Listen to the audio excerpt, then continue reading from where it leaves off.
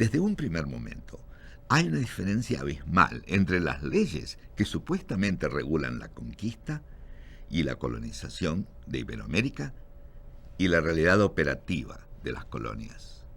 Ahí se esconde el secreto de una división plasmada en un patrón de conducta muy dañino que permanece hasta el día de hoy. En el siglo XVI se difundió una frase que usaban los oficiales españoles cuando acusaban recibo de los documentos reales, las más de 6.000 leyes de las Indias, cuya intención, en su mayoría, era proteger a los indígenas del abuso. La frase «acato, pero no cumplo», añadida por el oficial real a la ley escrita, reconocía oficialmente que esa era la ley, pero que las condiciones existentes en la colonia no permitían su aplicación. Eso significa que las colonias apenas se rigieron por leyes, más bien lo hicieron por leyes criollas, informales, y por los códigos de conducta de la época que no coincidían con las intenciones de los gobernantes y clérigos en España. Y, por lo tanto, la conducta práctica de los conquistadores y colonos españoles hacia las indígenas, especialmente las mujeres, distaba mucho de los ideales cívicos, religiosos y familiares de sus hogares en España. En América se estableció una cultura improvisada, casi siempre engañosa, donde se pintaba una realidad para la corona en España, pero se vivía otra muy diferente en las colonias españolas.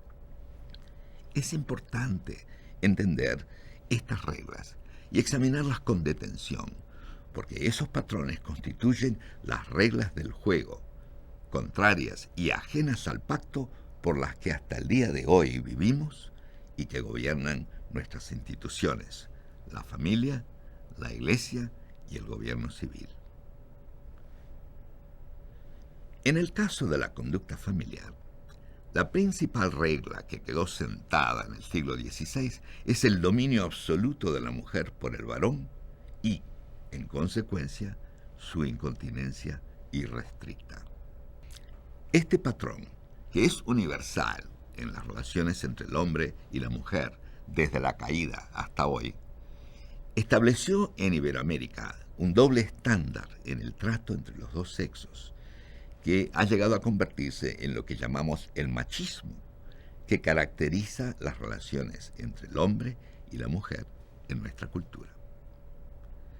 En la Hispanoamérica del siglo XVI, el varón podía hacer lo que quisiera, porque la mujer indígena estaba totalmente a su disposición, tanto por un supuesto derecho de conquista como por concesión de las mismas tribus indígenas, que usaban a la mujer como un elemento de intercambio para hacer las paces, por ejemplo, o entregándolas como un regalo al visitante por parte del anfitrión. Sin la protección de sus propios maridos indígenas, la India se convirtió en el más codiciado botín de guerra de la época de la conquista. Otra regla que se estableció en aquella época fue la sustitución de la moral por el decoro. O sea, la apariencia sustituyó la realidad a nivel interno y profundo. Se hacían grandes esfuerzos por mantener las apariencias y se escondía la sórdida realidad que las contradecía. Cuando llegaron las mujeres españolas, varios años después de comenzada la conquista, no pudieron sino aceptar una realidad en la que su marido ya había concebido docenas de mestizos en las mujeres indígenas que estaban a su servicio. No fue una conducta que pudieran frenar, por lo que tuvieron que conformarse con observar un decoro, pero no una moral de pacto. En la dimensión religiosa, sobre América se vertió la fe de una iglesia católica romana medieval, que había alcanzado, tal vez en aquella época, el punto más bajo de su decadencia.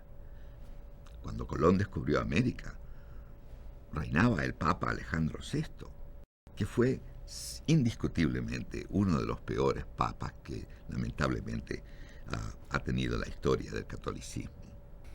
Se introdujo, por tanto, una fe militante que inmediatamente se volvió sincrética, adaptándose a las creencias religiosas de los pueblos avasallados.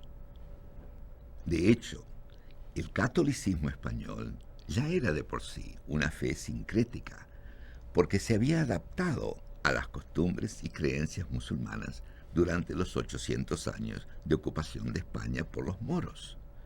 Se introdujo un cristianismo sin pacto, absolutista en cuanto a la doctrina, pero permisivo en cuanto a la práctica.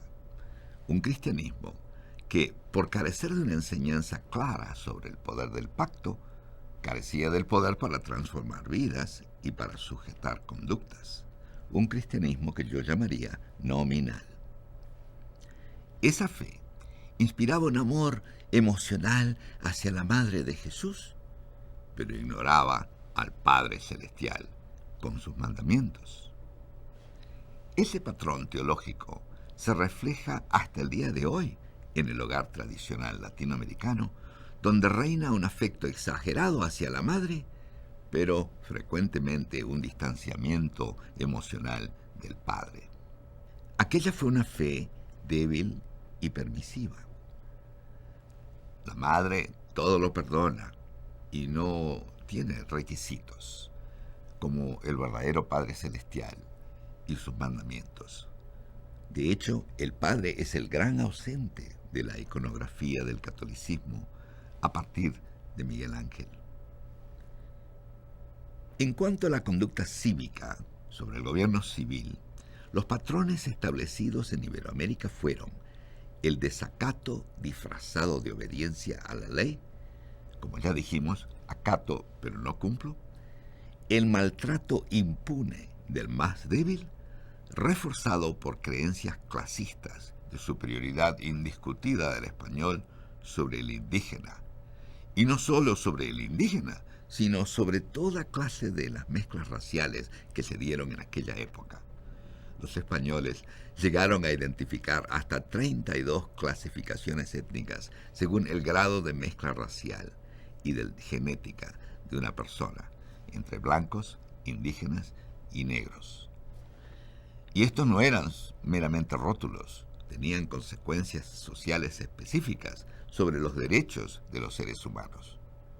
Por ejemplo, las autoridades máximas en la colonia durante los 350 años que duró la colonización española en Iberoamérica tenían que ser españoles nacidos en España, peninsulares en la terminología de la época.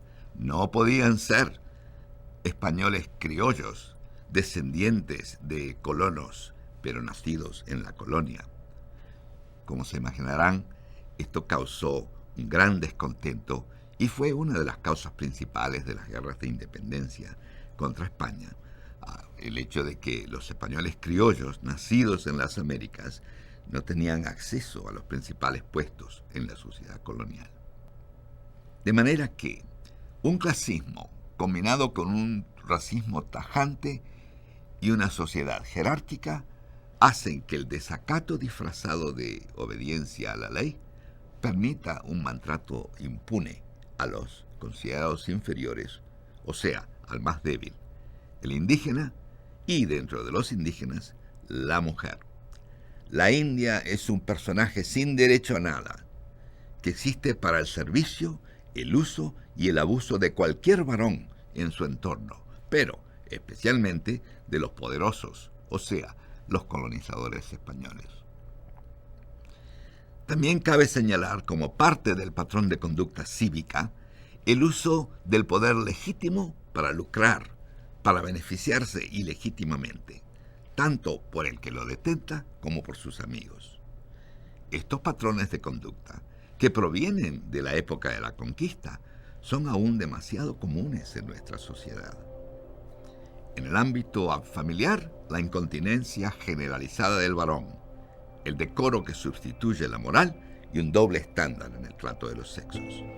En el ámbito religioso, aún predomina una fe nominal, ritual y sincrética, con emoción pero sin sujeción, un cristianismo sin pacto personal, absolutista en doctrina, pero permisivo en la práctica, que fomenta una emoción, pero ignora al Padre y a sus mandamientos. Y en el ámbito cívico, la injusticia toma varias formas: el desacato disfrazado de obediencia a la ley, el maltrato impune del más débil y el uso del poder legítimo para lucrar, o sea, para fines ilegítimos, lo que llamamos corrupción.